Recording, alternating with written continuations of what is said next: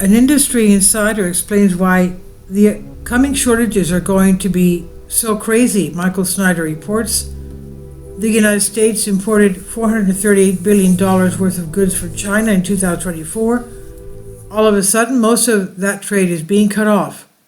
Tariffs on Chinese goods are now so high that it no longer makes economic sense for Chinese companies to export products to us, and it no longer makes economic sense for U.S. companies to import products from China. As a result, container bookings are absolutely plummeting, and retail CEOs are warning that store shelves all over America will soon be empty. And yes, retailers will attempt to find replacement items from other sources when it's possible to do so, but in many cases, things that are made in China are not made anywhere else. As retailers run through existing inventory levels, shortages will begin to emerge. I do not believe that we should ever have started trading with China, and I would love to see a day in the future when we no longer trade with China, but at this moment we are deeply, deeply dependent on China, and nobody can deny this. Our economy literally cannot function normally without Chinese imports now, and now most of those imports will no longer be coming across the ocean. Most Chinese imports fall into these 10 categories: electrical machinery and TV parts, $125 billion, 28% of total imports from China; nuclear reactor parts and mechanical appliances, $82 billion, 18% of total imports from China; toys, games, and sporting equipment, $30 billion, 7% of imports from China; plastics, $19.29 billion, 4% of total imports from China; furniture, lamps, and prefabricated buildings, $18.52 billion, that's 4% of total imports from China; vehicles, $16.85 billion, 4% of total imports from China; iron and steel, $11.98 billion, 3% of total imports from China; optical and photographical parts, $11.88 billion, that's 3% of total imports from China; clothing, $9.99 billion, that's 2% of total imports from China; shoes, $9.78 billion, that's 2% of total imports from China. Did you know that China makes 80% of our toys? If you're going to need toys later this year, you may want to stock up now. It's being reported that container bookings from China to the U.S. have already plummeted by over 60% in just 3 weeks. Container shipping between China and the United States faces unprecedented disruption following the implementation of new Trump administration tariffs on U.S. imports from China, with industry leaders warning of potential widespread supply chain impacts and economic consequences that could rival the pandemic. And according to Ryan Peterson, founder and CEO of Flexport, ocean container bookings for China to the United States have plummeted by over 60% in just 3 weeks since the new tariffs took effect. The dramatic decline follows the introduction of reciprocal tariffs that went into effect on April 9, setting rates at 145% for China and 10% for all other origin points. I told you that I thought about this in this article that I posted yesterday, and today I would like to share some insights from an industry insider. Mollison Hart is the founder and president of an educational toy company called Viahart.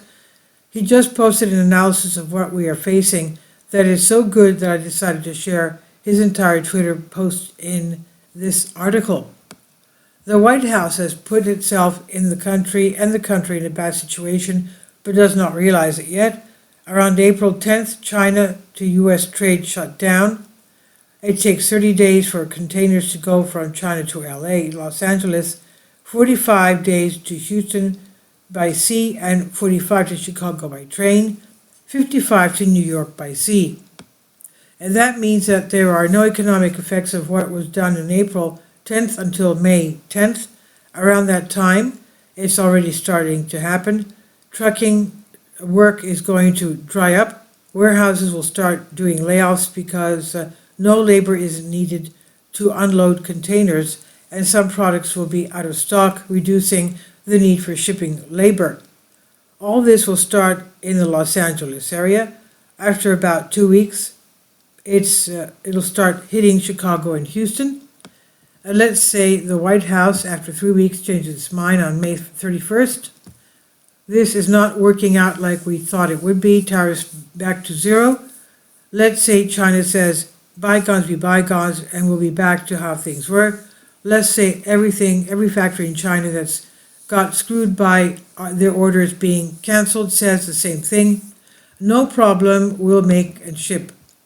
The problem is, even under the most favorable conditions of China and the factories restarting economic ties as though nothing happened, it will be at least another 30 days before economic activity is revived. And that's just in Los Angeles. In Chicago, Houston, you'll need to wait another 45 days. New York, at that point, will still be getting containers from before April 10th. They will then have 50 days, May 31st minus April 10th, of zero economic activity on their ports, in trucking of Chinese goods in warehousing. The whole situation is a bit like lockdowns. Once you shut down, it takes a long time to get economic activity back to where it was if you ever can. And again, this assumes that China and its factories, which make things you cannot buy elsewhere, will start right back up again as though nothing happened, which is unlikely.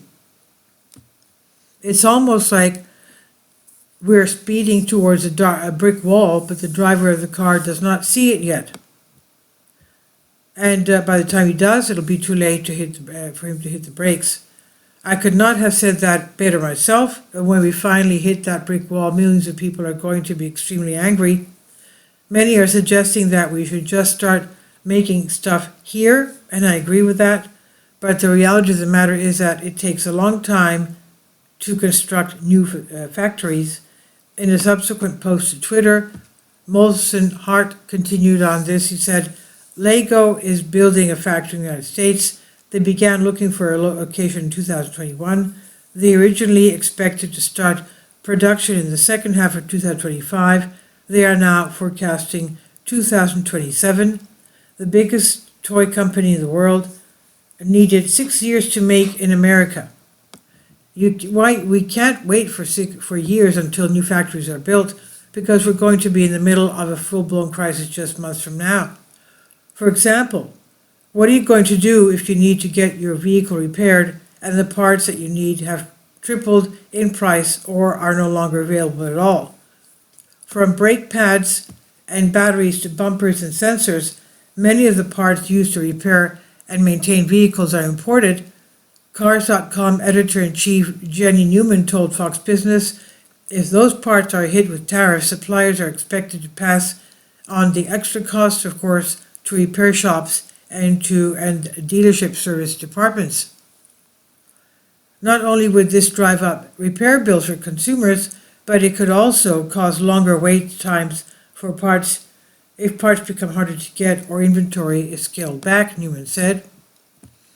There are thousands upon thousands of supply chains that will be disrupted by ultra-high tariffs on Chinese imports. Unless we want to have a full-blown meltdown, we need to reach a deal with China. Unfortunately, the Chinese just publicly stated that no negotiations with the United States are currently happening. China is not negotiating with the United States over tariffs, Beijing declared on Thursday, despite President Donald Trump's recently suggesting the 145% tax on the imports could be reduced substantially. Ministry of Commerce spokesman He Yadong said any claims about the progress of China-U.S. trade negotiations are groundless, as trying to catch the wind and have no factual basis, according to reports from the Associated Press. The unilateral tariff increase measures are initiated by the United States. If the United States really wants to solve the problem, it should face up to the rational voices of the international community and all parties at home, completely cancel all unilateral tariffs measured against China, and find ways to resolve differences through equal dialogue, he said. We should have never allowed ourselves to become so dependent on China.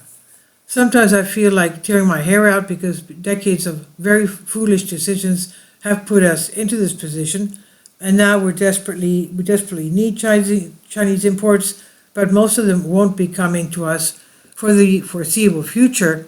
And President Trump just told Glenn Beck that he feels like he's holding all the cards and does not need to negotiate. I don't have to negotiate. I don't have to negotiate.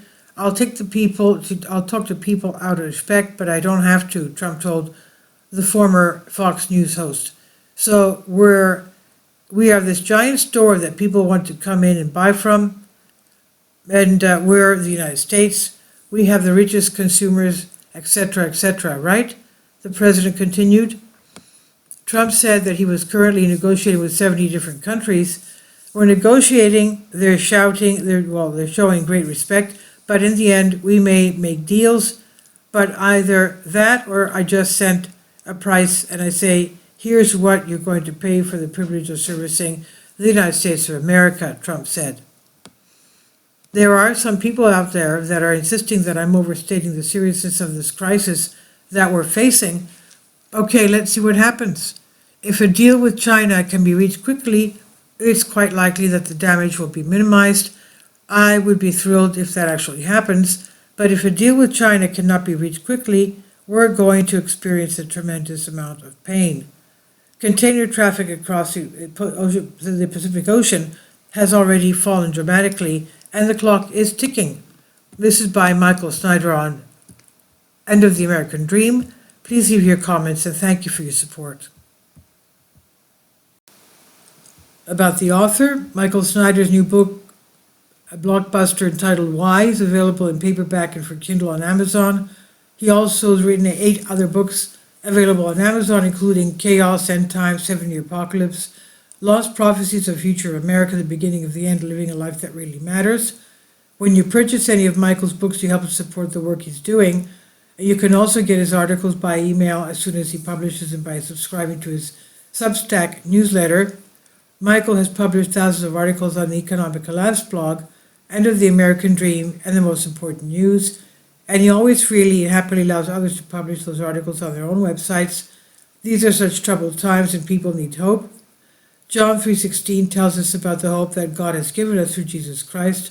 For God so loved the world that he gave his only begotten Son, that whosoever believeth in him should not perish but have everlasting life. If you have not already done so, we strongly urge you to invite Jesus Christ to be your Lord and Savior today. Please support my Patreon account.